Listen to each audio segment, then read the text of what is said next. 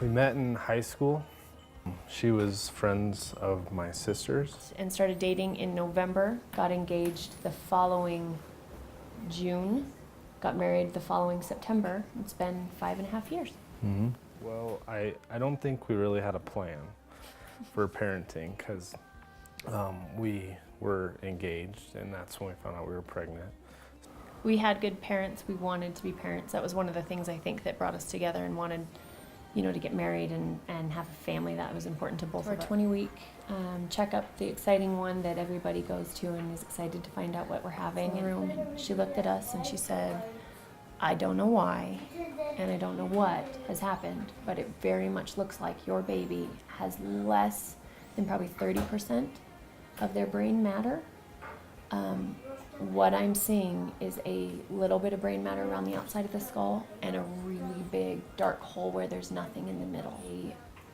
A blood clot would have passed while the brain was forming, and the brain formed around that blood clot, and it left a big empty space in the middle. What I'm concerned about is that if another blood clot passes, it could pass to you, me, instantly, and you would die in the Sure, I moment. take that. I mean, we're both definitely pro-life, but when you get that thrown, at you,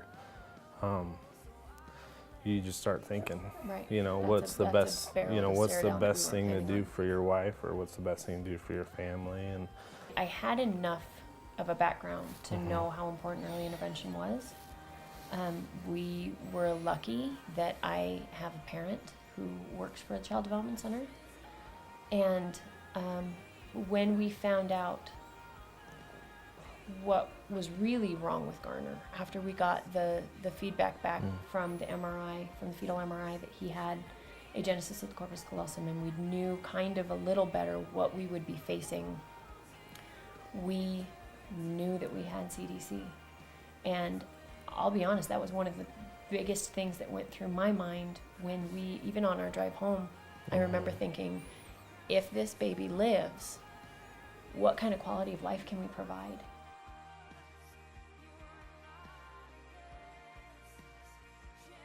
he was born, we were just, like, when he came out, you're just, We were like, wondering, is he breathing? What's he gonna do? Time Is stopped, he, and they gonna take him right away? so they grabbed him. I was excited, set but I him. was like, I remember the nurse in looked at us shock and because I didn't goes, take any birthing classes. "You did not I didn't what to know a expect." whole lot what was gonna happen there. Well, I kind of did, but He did not. I was not ready for it. And I don't think Garrett and I had even taken a breath yet. Sorry, and they laid him on my chest. And our family came and saw him. And then the nurse came in and was checking on him and listening to his heartbeat and listening to my heartbeat. And I said, why haven't you taken him? He needs help. Why haven't you taken him? And she said, we can't find anything wrong with him. He's doing okay. She said he's breathing and he's doing everything he's supposed to be doing. And we can't find anything wrong with him. So they just left him there with us. And after a couple hours, they moved. She said, I looked as hard as I can. I can't find anything wrong with him. And I don't know. I remember just thinking, like, that's a miracle.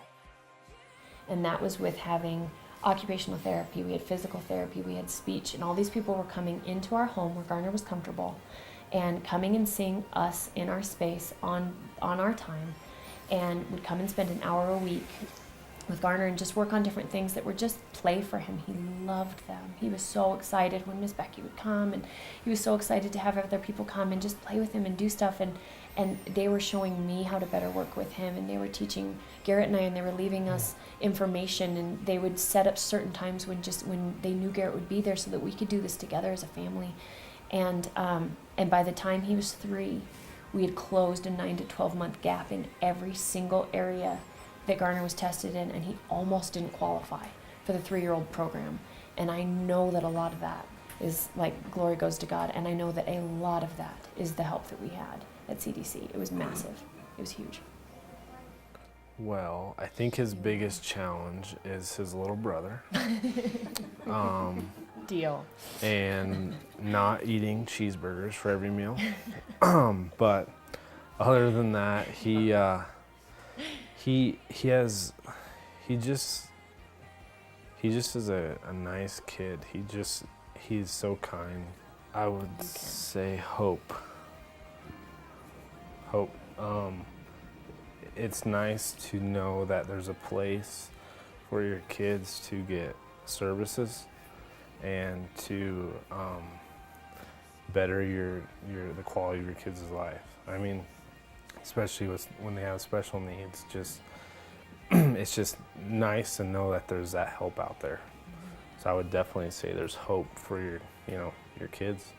When it came down to, we were told the worst with our son, and we were told that we had a child that might not make it to term. If he makes it to term, he's not going to live far past that, and if he does, his quality of life is going to be low, and we can't help you, and I don't know if there's help out there for you. And the things that ran through my head of what we were going to need to help him get through was huge. And it was literally the difference for me between, I don't know if we can afford financially to give him the quality of life that he deserves, or if we should maybe just terminate our pregnancy and start over. Right. And I don't want another mama to have to worry that the reason I can't carry this baby is because I can't afford to give this baby what they need. And I can tell you firsthand that the CDC took that off of my plate. And I didn't have to worry about it anymore. And I knew that he was going to get the help that he needed. And it wasn't going to flatten us. And our community is so blessed that we have this. And more so that we have a community that will support something that helps families in a way that nobody else can. The help that we have gotten, the thing I think about too, we don't know what we've avoided with the help we've got. We don't know how many things would have come up that haven't, because we had a program in place, because we had help along the way, because someday Garner's going to get to something in 8th grade and think, gosh, this is hard for my brain, and his brain is going to remember. No, don't you remember? We did that. We did that with Miss Becky when you were 3. Don't you remember? We made that pathway. Don't you remember? All the things that we've avoided far outweigh the things that we've gained with the help that we've had there.